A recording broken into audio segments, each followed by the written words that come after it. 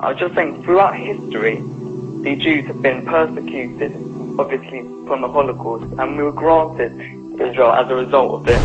Granted by whom?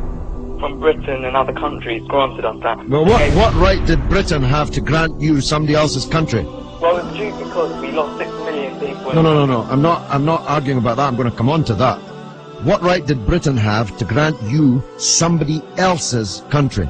Well, they were basically gave us because of the But they gave you somebody else's country. That's the point I'm making, Alex. Can you deal with it? Britain granted you somebody else's country. I'm asking you, what right did Britain have to grant you somebody else's country? The Jews have suffered. They were subject to regular discrimination at best and murder at most.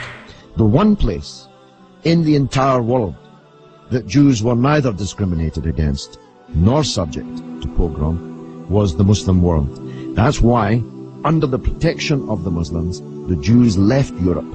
Palestine, that was wiped off the map when Britain granted you somebody else's country, had Jews living side by side with Christians and Muslims for century upon century without the slightest trace of discrimination or violence or pogrom. So, what's happened is that Christian anti-Semitism in Europe, which massacred 6 million Jews in the greatest crime in human history, was paid for not by the Christian countries of Europe that either practiced or turned a blind eye to that anti-Semitism, but was paid by the very people who were completely innocent of that Holocaust, who had never persecuted the Jews, who had never pogromed the Jews.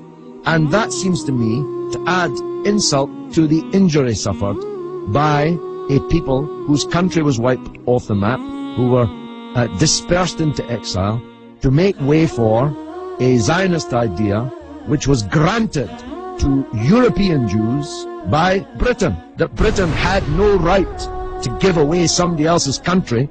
It seems to me an all-round injustice, don't you think, Alex? Yeah.